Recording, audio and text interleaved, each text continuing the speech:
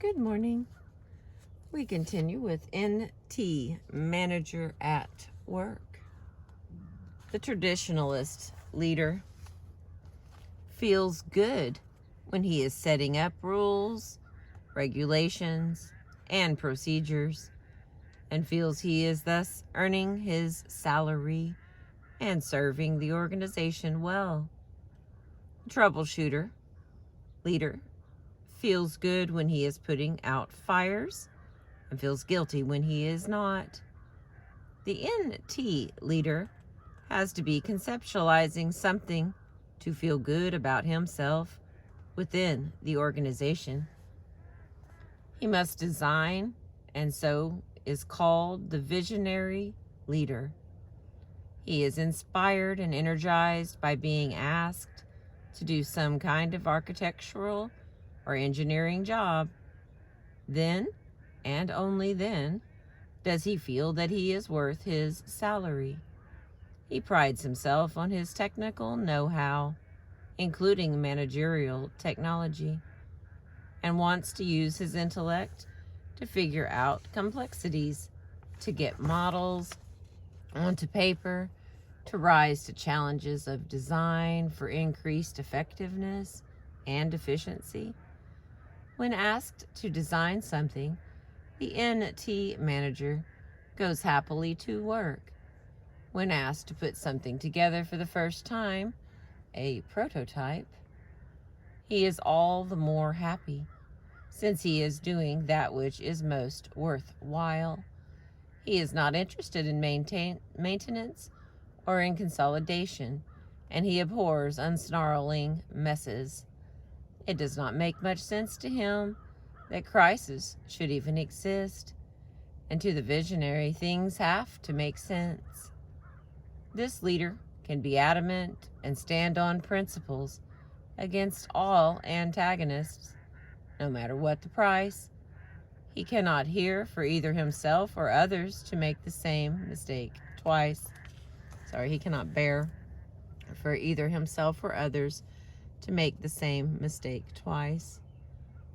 One error is forgivable, a second occurrence of the error unthinkable. The visionary seeks and enjoys complexity. He avoids redundancy. He expects a great deal from himself and only a little less from others.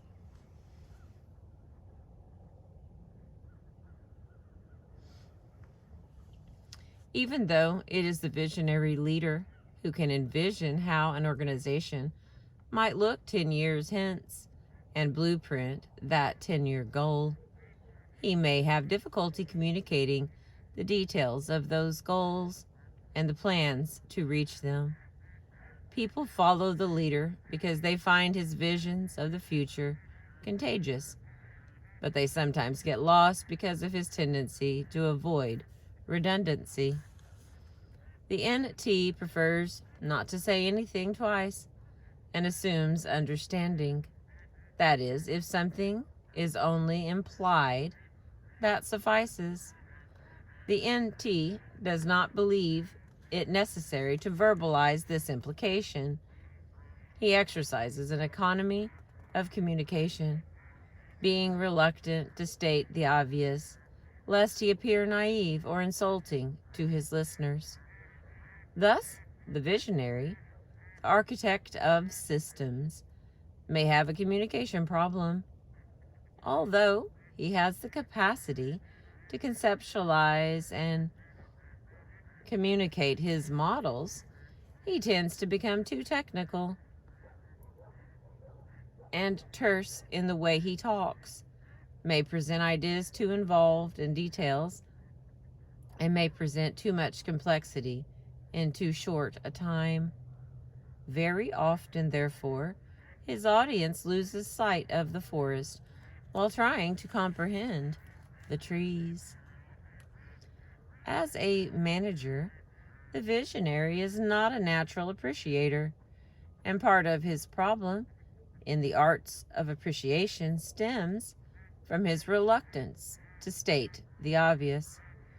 He unwittingly assumes that if a person has done a good job, then this is obvious, obvious to him and obvious to all others, and therefore he, the NT leader, need not say anything. If he does, the person who made the contribution and who is the recipient of the appreciation might think, why is he saying that? Is it not perfectly obvious that I have done a good job? And so the visionary is reticent to express appreciation for fear of being seen as manipulative. At least that is his rationalization. Probably part of the truth is that he himself is embarrassed by being told by somebody when he has done a good job, and is likewise embarrassed when he tells others about his appreciation for their contributions.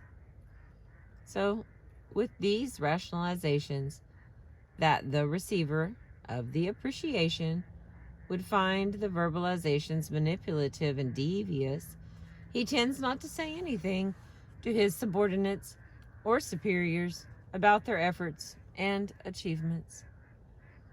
Yet in his head, he has a firm grasp of the concept in human transactions that was so well articulated in the group therapy movement. Excuse me. If people are not told overtly and clearly that they are appreciated, they will conclude the opposite. People, regardless of type, never take for granted that they are appreciated unless they are told that they are. All right, let me read that again. People, regardless of type, never take for granted that they are appreciated unless they are told that they are. If an employee is accomplishing something, be it ever so small, he needs to be told by the manager, for which there is no substitute, that his accomplishments are recognized, are confirmed, that they matter. The fact that the employee is paid in dollars for his accomplishment is beside the issue.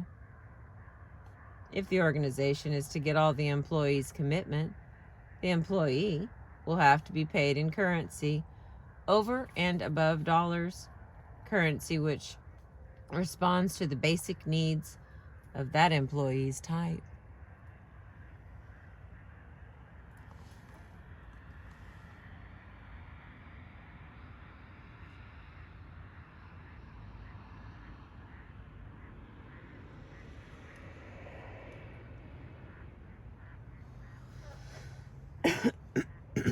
Excuse me. It's 30 degrees. It's cold. All right, now I lost my place.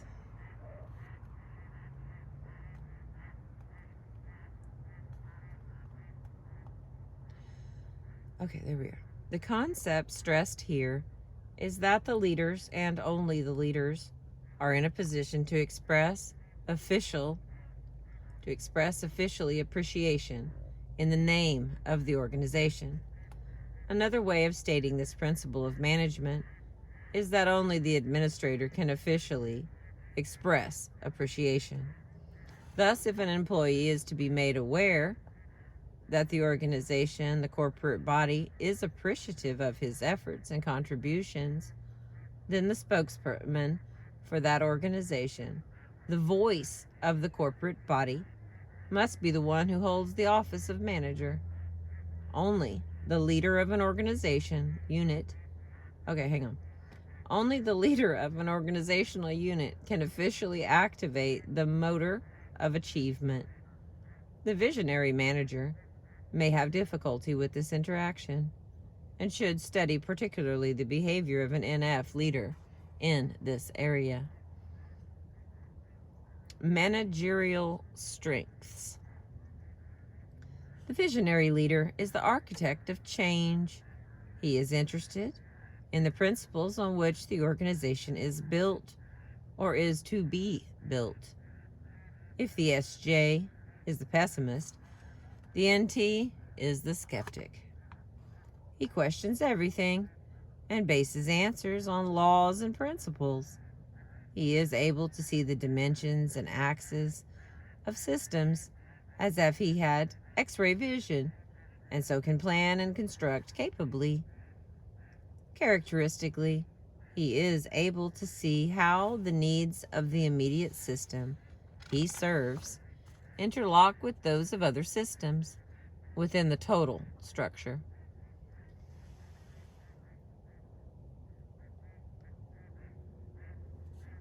He sees the interworkings of the system itself and the long and short range implications of events which occur and behaviors which people display. The NT manager's focus is on possibility. What exists presently can be changed, as it should be, since it is a mere remnant of the past.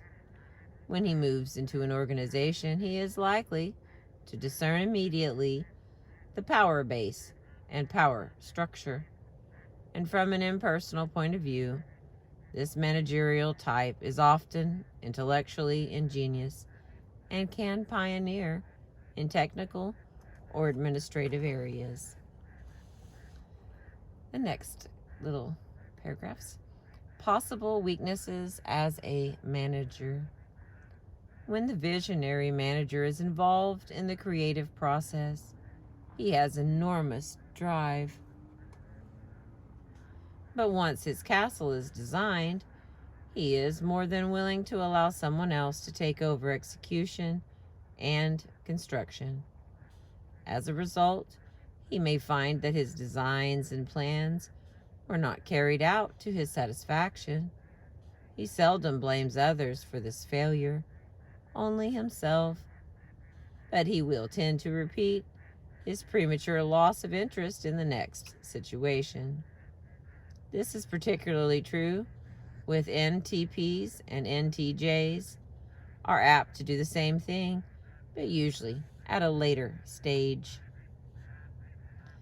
Because the focus of the visionary leader is on principles, he may at times be unaware of the feelings of others and be equally oblivious to their hurts and joys. People, therefore, may find him cold and distant and may have difficulty in approaching him. Colleagues may not feel comfortable in commenting on the homely events in their lives, and thus the NT manager can become isolated from the other than business activities of people within the organization.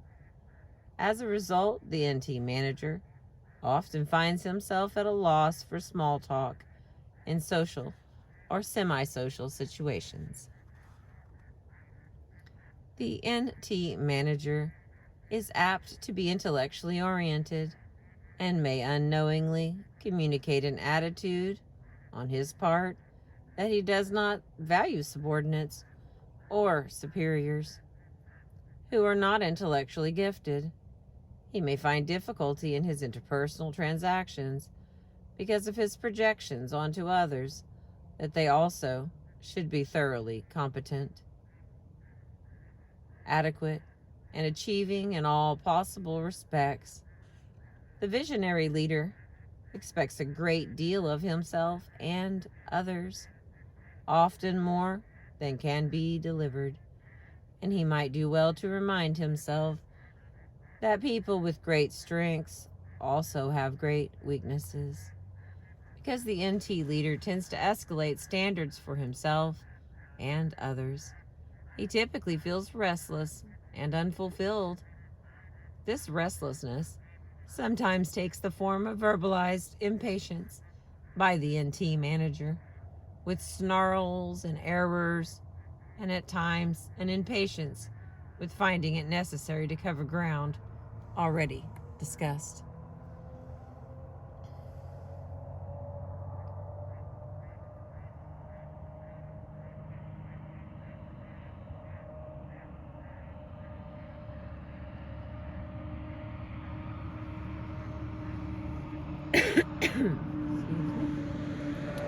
And the next category, characteristic ways of dealing with colleagues.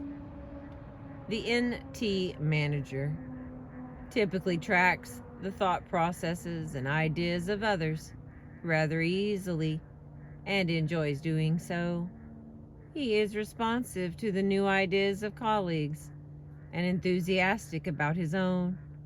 He enjoys solving problems, and when faced with a colleague's problem, will be stimulated rather than weighed down by the prospect of solving the problem. He has the courage of his convictions and is willing to stand alone against the crowd if he believes that he is right. The visionary, architect, builder, likes to make decisions, particularly the NTJs. Yet colleagues will know where the visionary leader stands on issues only if they ask. The NT assumes that his position is obvious, and therefore it would be redundant to verbalize it. But he can be counted on to be frank if his opinion is solicited. When others speak for him concerning his position, he can become inwardly annoyed, although he usually does not allow this reaction to show. And as often as not, when others do speak for his position, they are wrong.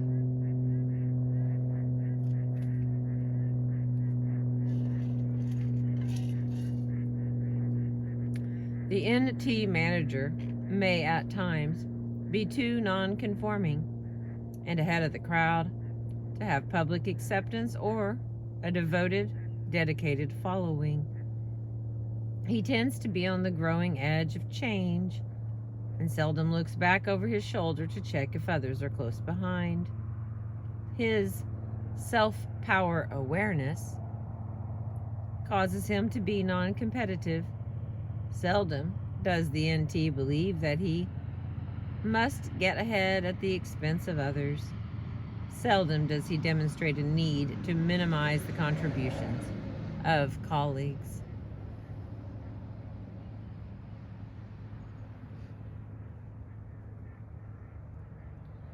The visionary manager is an excellent decision maker and can be counted on to remember and to honor decisions, even when under great pressure. In an organization, the visionary is the portrait painter of ideas. Because he can so easily conceptualize the results that staff members suggest as their contributions, he is comfortable in a management system that focuses on results rather than on procedures. The NT manager or producer may quickly leave an organization, either physically or psychologically, if his talents are not used. Contributions in a management team. If an organization does not have a visionary architect builder on the management team, planned change may be minimal, and sooner or later deterioration will occur. The status quo will continue, perhaps to obsolescence. The NT manager can contribute theoretical structure and develop usable alternatives for actions being considered. And the structures the NTs develop are apt to be taken into consideration, the benefits for the entire system as well as the immediate system being developed. NTs contribute a belief and enthusiasm in possibilities of ideas, which are often contagious to others. They can be as supportive and enthusiastic about the ideas of another as their own, and ordinarily are as good at following as leading, being able to do either as the circumstances demand.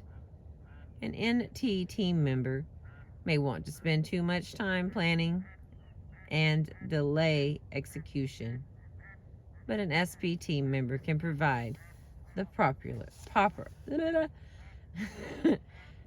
all right, hang on. An NT team member may want to spend too much time planning and delay execution, but an SP team member can provide the proper stimulus. All right, and then the last little section, Constraints to change. NTs. NTs usually comprise a respected minority among a follower group. They are not often constrained to exert visible leadership, but are often powerful forces behind the scenes. They gain the respect of their colleagues through their mastery of the technical and pragmatic aspects of the enterprise. They are logical and seldom are resistant to change, the pragmatics of which can be specified. NTs readily accept the ideas of others and do not find long discussion periods necessary before accepting change, as do the NFs. Nor are the NTs either threatened or impressed by designated authority, as might the SJB. Titular power means little to them. Okay, Titular. That sounds right. Yeah, I'll look it up together. Power by virtue of competency does, and this applies to the competency of the manager. I'll read that sentence again. Nor are the NTs either threatened or impressed by designated authority, as might the SJs be. Titular power means little to them. Power by virtue of competency does, and this applies to the competency of the manager. NTs often hold themselves aloof from the position taken by their NF colleagues and will not often fight for issues. They will fight against issues which violate the common reason. Strategies for winning NT support for change require a recognition of the NT's need for competency and to be seen as competent. Their support can be best engaged through appeal to their intellect.